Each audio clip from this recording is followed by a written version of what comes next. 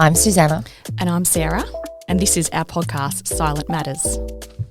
Hi, and welcome back to the podcast. We've got the most amazing guest here ever today.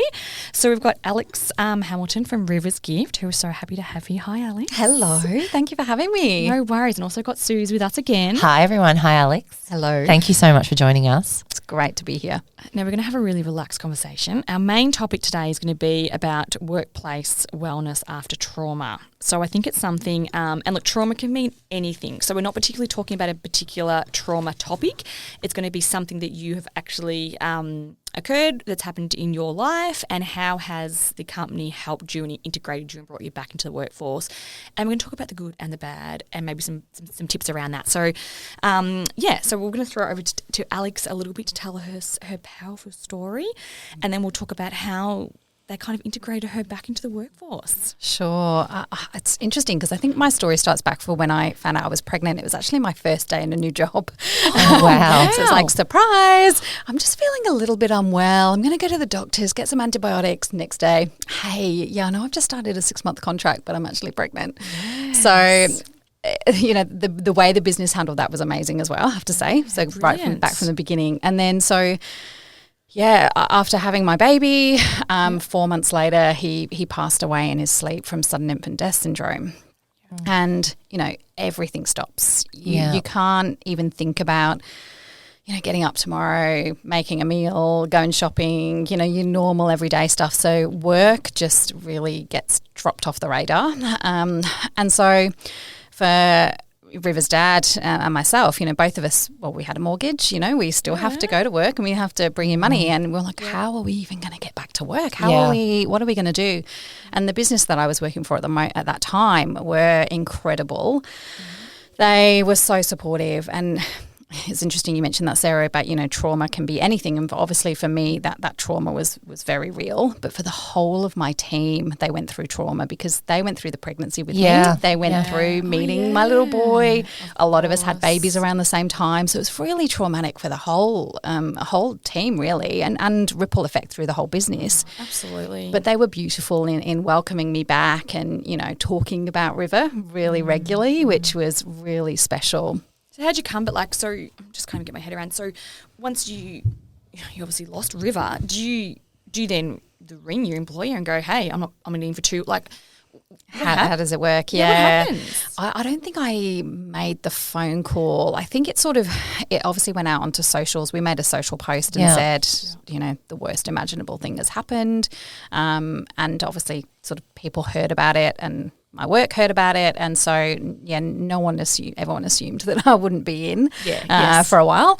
And then I think it was probably a good 2 or 3 weeks later that I said, okay, I think I'm ready to have a conversation and talk about when I'm going to come back. And I was in the middle of a contract, and it was putting on a big event, which was on it. So this was in the November, and the event was on in March. So I really felt like for me it was, I need to get back in and fulfill this contract, and just do what I can to get by. And my whole team were amazing, and they just all got on board and helped where I couldn't. And, you know, there were good days and there were bad days, you know, where I was like, I just can't do anything. Yes. But they were really supportive with that. So, there was I don't remember actually having that conversation and having to really go through it and say, am I in the right state of mind? You know, they were just really adaptable in the role, which I'm sure a lot aren't. Yeah, it's amazing. We were talking off air earlier, and Carl River's father, you said maybe his experience, we obviously won't mention any names or anything like that, but his experience probably wasn't as great. Yeah, absolutely. And, you know, he still had the expectations that he would be meeting targets, and you know, again, he was the same as me. We couldn't think of how we were even going to get up the next day, let alone think about, you know, recruiting and doing the work that he was in. So it was a really tough time, and subsequently ended up losing his job not long after. So we were kind of faced with losing a baby, then losing a job, and we actually discovered that we were pregnant again. Within that same sort of 6 weeks. So it was, but we sort of went, well, look, the worst has happened. Yeah. You know, he will find something else. This is okay. Yeah. And he did. You know, he was really great in getting something very quickly after. Yes. But yeah, that was a hard thing because it was, and I understand it from their perspective as well. They've still got a role to fill, and it was a little bit of a different environment to I was in, but it was a harder thing for him and for his self-esteem as well. Yeah, of course. When you've gone through anything traumatic, you do lose your confidence, you lose so much of yourself, and then to lose your job as well. It was a really tough period. So, just I guess for anybody listening, when was this? How many years ago? Nearly 12. So, 12. So different times. Yeah. So do you think, I guess, after the whole COVID, do you think employers are very much more now aware of, I mean, you said your company was amazing, your husband's or your ex-partner's not so much. Do you think companies are now very much more on board in this space and they've got a lot of programs that go around the trauma and the mental health? And I think it's been a really hot topic, and I think, if they hadn't have stepped up and said, we're going to have these things in place, they would have lost so many of their team, especially over the last few years. That retention of staff has been so integral for most businesses.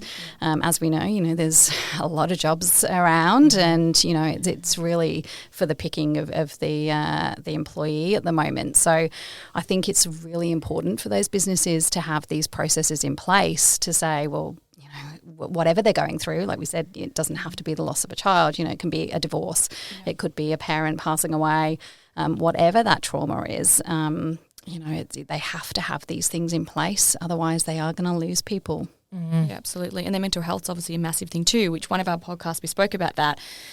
And we're trying to speak about the balance too, that sometimes I'm absolutely an advocate for mental health and supporting that in every single way, but obviously being a business owner, which you are also, sometimes there's a fine line as well as the job still needs to get done. So I understand there is mental health that occurs in the workplace and we need to support and encourage as much as possible, but there does come a time that some people can maybe take the mickey in that environment that you go, we're here to support, but ultimately we are here to run a business, and if we don't perform, especially a sales-based organisation, we can support as much as possible, but if profits aren't coming in, we can't sustain you in the role. So I just think that's hard. I think some people maybe over-expect to, are we going to the other end that business owners are suffering because mental health's coming so big that's almost becoming an excuse not to perform? And I know it's a really personal topic, but she's bad cop, I'm good cop. I know.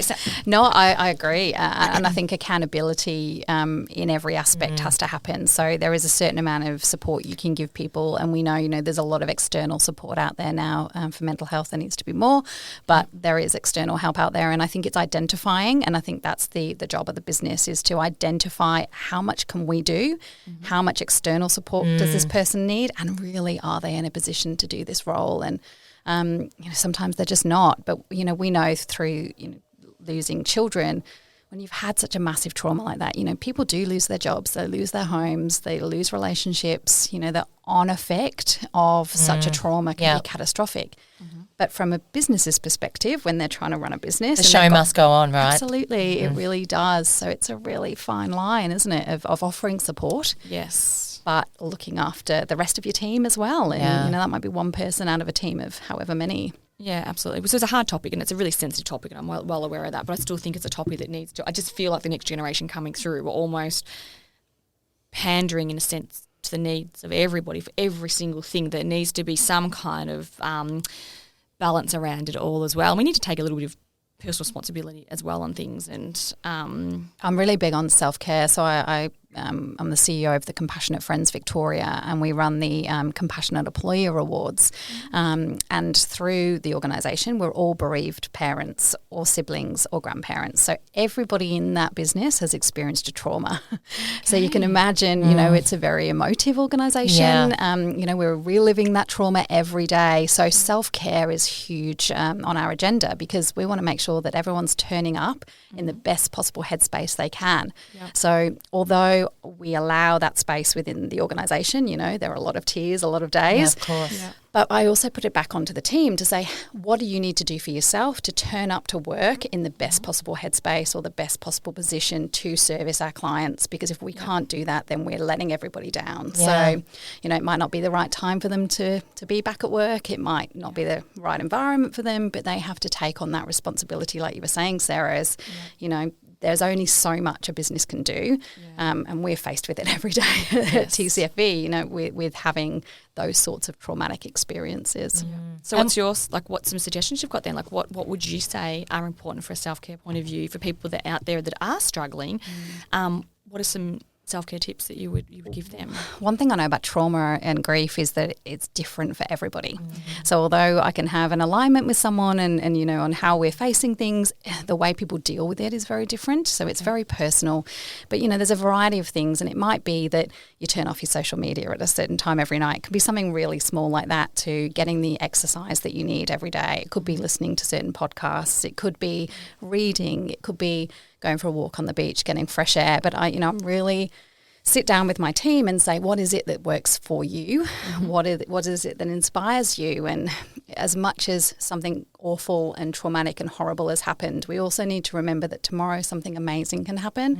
And I think when you've been through a trauma or grief, you can get very hung up on that one moment, whereas absolutely it's life-changing. And, you know, I often say, you have life before and after that traumatic moment. You know, like if you haven't been through something like that, often it's before or after kids, or, you know, before or after you got married or a divorce. But it's something as catastrophic as that, your life splits in two. But it's remembering that there were really good things that happened in my life as well. And so what is it that fills my bucket? And, you know, for me, it sounds ridiculous, but I go to the movies on my own. Okay. Oh my God, that sounds amazing. Which is like really, really small. But often on River's anniversary every year, I'll take myself to the movies and I go and see a silly movie that, you know, I don't even have to think about, but it's an hour and a half of my own headspace and just concentrating on something else. And I often do a lot of walks on the beach as well, which, you know, that fresh air and just being by the water, really, it's good for me too. Absolutely. But we all get consumed a lot of the time with, you know, flicking through feeds or, you know, and getting into that grief space, which can be quite a negative space to be in sometimes. So you kind of pull yourself out, don't you, and try and find the good in the situation, because everyone's got, even though your grief is horrible, everyone I think goes through grief in their life, and we all get given our fair share of grief, I think, from some point of view. It all comes in different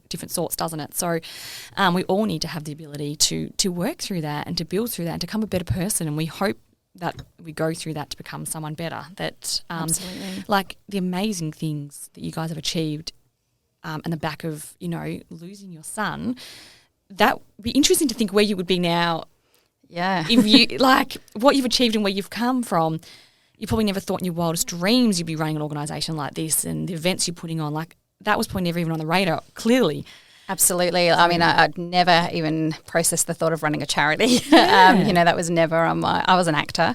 Were you an actor? Yeah, that was my background. I trained in New York and wow. Yeah, like that was my focus was theatre, and that was definitely the direction I thought I'd go in. And it's interesting because that storytelling part of my life and back then certainly, you know, I takes part every day in my life now. You know, we do a lot of podcasts, we do a lot of presenting, we do a lot of, so that I guess pulling on that maybe enables me to tell the story in a more controlled way without it being too affected, you know, because it can be a hard thing to rehash the story again and again. Constantly, yeah, of course. Yeah. But it's been, maybe pulling on that's helped. So life certainly has a way of taking you in different directions. Oh, Sarah, I mean, you were at the Rivers Gift ball on Friday night, and she was sending me screenshots and film. Films. I was like, whoa. I mean, this is amazing. I just kept seeing it. I'm like, oh my God. I'm like, I guess for anyone listening, can you give us a bit of an overview about, you know, I mean, out of such a horrific moment has come something that is so wonderful and is raising money for SIDS. Can you talk So about our River's focus, Gift? Yeah, our focus has always been research. You know, when Riv died, we discovered that very little money at that point was being put into research. And so we really wanted to make sure that that was our focus. And so, you know, we know there's 1,000,001 charity events out there that people can choose to donate to or attend. And so we really wanted to make sure that ours was special and that it was something that people wouldn't experience on a day-to-day basis. Yeah. And so we came up with the concept of having a theme each year that was based around a children's sort of theme, but an adult version. And so over the years, we've had Alice in Wonderland. We did The Lion, the Witch and the Wardrobe, where people walked through the wardrobe first and it snowed on them. So amazing. It was pretty beautiful. I want to go to that one next year. Every year, And then we've had Peter Pan, and then this year was The Lion King. And the reason we chose The Lion King was because of the song The Circle of Life. And we actually walked into River's funeral to that song. And it's really hopeful, and that's what we really want to portray for River's Gift is, yes, this is awful, but we really hope that through River's loss that we can bring hope to the other families and stop this from happening. You know, we want to raise enough money so that we can contribute to the research, because the researcher spoke on the night and, you know, he said, really, all we need is extra money being put into this research and we can find out why this is happening. Yeah. You know, so hope is a big part, and that's our mascot. We've got a big elephant.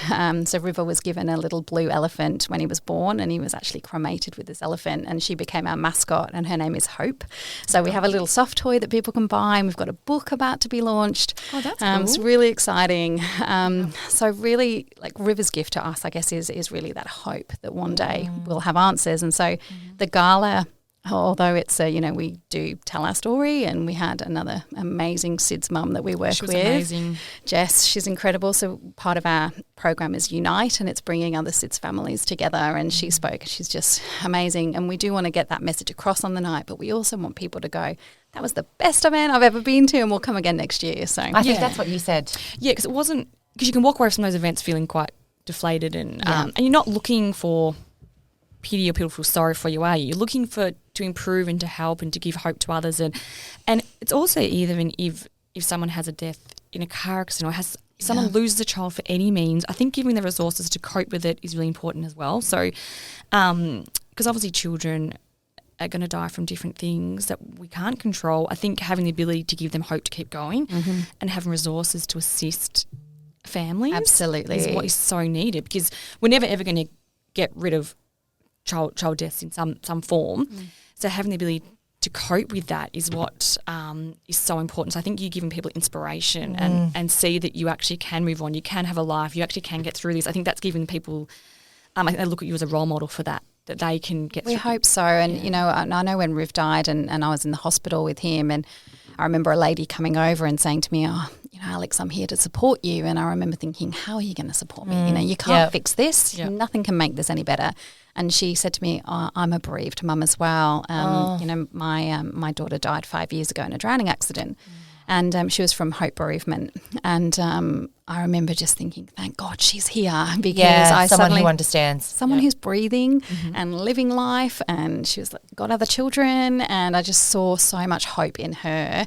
And that's what the Compassionate Friends is really. It's run by, it's all of us are bereaved parents, siblings or grandparents. So we are the touch point for people to say, we know that you're going through the worst thing imaginable, but there is life after this and life is worth living. So it's that element of hope. Yep. So that's the second business that you do, sorry, Suze. That's a second. So you run River's Gift, you and Carl run River's Gift, and then you run a second business on the side, or you're CEO of the business. Yes, yeah. So, co-founder of River's Gift. So I do that one day a week. Carl's in full time, and we've got another amazing office manager in there, Fiona, who's just joined us. She's incredible. And then, I've recently 6 weeks in the role at TCF as their CEO. Well done. Is it established for, what's the business? Has it been around long?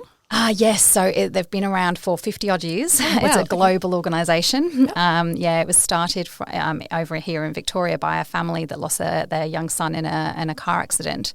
And they saw the real need to have that peer support, like I said, just to get that hope and the understanding from other people. And, you know, I can talk about the anniversary, or I can talk about this and talk about their name, and, you know, it's remembered. And so it's evolved, and there's one in every state. It's immense, the amount. And we look after every loss. So it could be a 90-year-old lady who's lost her 70-year-old daughter or son.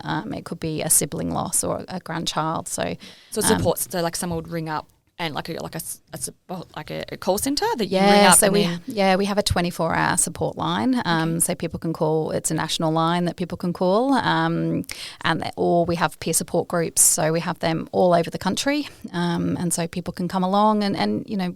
Some people come and it's a few weeks after the loss of the child. Some people can come to us and it's 30 years later and they feel like it's still really sitting with them, or it's been triggered again by another trauma. Maybe they've gone through a divorce and they lost their sister 20 years ago, but it's come back up again. And so we can be there as that support for them to say, you know, we can support you in a number of ways. And it could be in support groups. It could be in just a social gathering to go, I just want to get together with people that get it. Yeah, so similar, like almost you're bringing together similar situations into one environment. And okay, so it's somewhere someone can come to. Yeah, that's really great, isn't it? Because Rivers Gift really is a charity organisation where you're raising money, but it's not really for someone to call through, is it, who's grieving? Oh, look, we do. I mean, we've really been on that front course, especially early on. You know, other families would hear what we were doing and they would contact us. So we get a lot of other SIDS families coming to us, and we're really there to offer support and say, I mean, you know, none of us are counsellors, but we are there to say, you know, we're here to support you and to get you through this really tough time. And then we have a bit of a platform for them to honour their own child. So a lot of those families really want to raise money for research too, but they don't want to have to set up their own charity because it's such a huge effort. So if they can join us, it means they can fundraise in honour of their own child. Like Jess has got a Ballarat Gala Ball happening in 4 weeks. Yeah, she's raised a lot of money. She's raised over 100,000 already. That's so amazing. It's incredible. And they know then that money is going to research. So that's really empowering because it means that they're contributing, but they don't have all the back office stuff that, you know, to run the organisation. And are they getting any closer to knowing what is happening? Yeah, I mean, there's a number of theories, I suppose, as to why this happens. So they call it the triple risk model. So you've got a baby that's got this vulnerability. Now, unfortunately, we don't know which baby this is, so we have to assume that all babies are vulnerable. The second part of the puzzle, so there's like 3 circles in this puzzle. The second part is a growth spurt or a vulnerable period. And we know that most SIDS deaths are happening between 2 and 4 months or under that 1 year of life. And, you know, a baby is going through huge growth spurts. They're regulating their temperature. They're learning just how to do so many things, and their body is under so much pressure. So that is the second part. The third part of the puzzle is an exogenous stressor. So it could be something like getting overheated. It could be perhaps getting a fever. It could be rolling over, being face down in the bed and having a lack of oxygen. Where a normal baby should go, hold on, it gets the fire in the brain to say, I'm lacking of oxygen here, I need to turn my head, as we would. These babies aren't getting that fire in the brain. So it's almost like a faulty alarm system. So you might have a baby that, you know, is, I don't know, sometimes we get 16, 18-month-old children and they're found face down in the bed and they're like, well, why didn't they turn their head? And it's because they're not getting this stressor is stopping that from happening. So what we're trying to do is identify which baby is at risk, firstly, so we can take that out. So the third part is the sort of safe sleep part. So River, although he was safely slept, he had his first cold. So we believe that potentially he had a spike in temperature, or he had could have been blocked with his breathing and stopped breathing. And then because he didn't get that fire in the brain, he didn't start breathing again. Yeah, okay. So if we can remove, that's why the safe sleep component of what we do in the education is really integral, but it fits in with the whole SIDS picture, because otherwise if a baby is just smothered by a blanket, then we know that's asphyxiation. It's very different to a SIDS death. Yeah, absolutely. So a lot of the babies that we find, they're on their backs, there's nothing around them, there's no other contributing factor that we can find. So, but there must have been something that triggered it to happen. So the research that we're doing at the moment is genetic research, and we're trying to find out, a bit like they've done with CF, can we identify a gene that is causing this to happen? So we've created the world's first DNA biobank of SIDS babies, and so we're actually using River's DNA, which is really, really exciting. So DNA obviously lasts a long time. Yeah, they keep it for about 10 years at the coroners, so we were able to get River's DNA and use that in the study. That is incredible. That's because I know you mentioned that on the night, and I was thinking, I said to the colleague next to me, I'm like, I wonder how they keep the DNA and how it stays so long, and how much they can use of that. Like, I'm assuming they're testing it, like how much? They need a tiny, tiny amount. Yeah, so like the Guthrie cards that they use at birth, they have the blood test that they do. They can use that. That's enough DNA. Yeah, it's amazing. It blows my mind. That is incredible. Sorry. Yeah. Oh, an amazing journey that it's just, and I think it's good to hear that and that maybe people feel connected and accept people for what they've been through. And sometimes we don't know what people have been through. And, you know, when you work with people, you know, people might be having a bad day or, you know, might not have turned up or, you know, might have let the team down. And sometimes we really don't know what's going on with people. So I think it's, you know, making sure there's that clear communication, upline, downline, and just making sure that, you know, that it is really open for people to share when they're having tough times, whether it is that divorce, a loss, you know, whatever they're going through. Yeah, any trauma. So what's the best way? Like, obviously you did the ball for River's Gift. You do the run. Isn't there a River's Gift walk or run or something as well? Yeah, we have an amazing team of runners that have run with us for so long, and they wear their singlets. But anybody can purchase a singlet and take part in a run for yourself. So if anyone's a runner or a walker, you can jump on the website and purchase the singlets. Yep, really. We've taken part in Run Melbourne this year, so we've got a big training program in partnership with Keza. Cool. So if anybody's out there wanting to take part in that, please jump onto our website. Yep. And we raise money in a number of ways. Yep. So a company wants to help. Is there something that's more profitable? Like, is someone buying a table at the charity at the dinner every year? Like, is that great, or is it better for someone to do ongoing, or is anything just doesn't? Pretty much anything. Okay. We'll take it no matter what. Yeah. We do have a campaign coming up called #128. So River was alive for 128 days and it doesn't seem like that long, 128 days, but from July to November, it's actually a long period of time. It is, absolutely. So we ask businesses, individuals, anyone to look at contributing $128. So if we can get as many people as possible to contribute 128, then, we can raise. And that's also really significant for a team as well. We find that a lot of people do morning teas, at work, and they go, we're really trying to raise $128, and they know why that money's so important and that number. So that's a really good one. We have Shine Blue, which is on River's anniversary on the 7th of November. So we partner with a lot of businesses for that, where they do either a percentage of their profits that day or for the whole of November.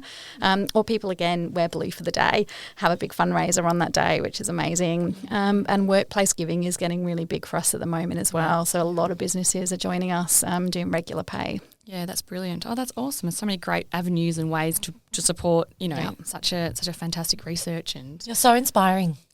I know. Just sitting here silent like, oh my goodness. I mean, what you've been through and where you've come to and how you've obviously taken something that is, we've all got children, the idea of walking over to a cot and going through what you went through, it's just amazing. What's everyone's worst nightmare, I isn't know, it? and for you to be so strong and powerful, and it's just amazing. Oh, I think it's a way of dealing, and I still certainly have my bad days, and, even nearly 12 years on, I can have my days where I go, I don't know how I'm going to work today. Yeah. And, especially when I've done these big galas and we've done these things, it is exhausting and it does take its toll on you. But I think it's that self-care and identifying that in myself and saying, okay, maybe I need a mental health day, or maybe I just need to have 5 minutes where I'm not looking at my phone, or, I'm a big movie fan. So, if I can sit and watch a movie for an hour, it's just maybe my headspace. And spending time with my other kids as well.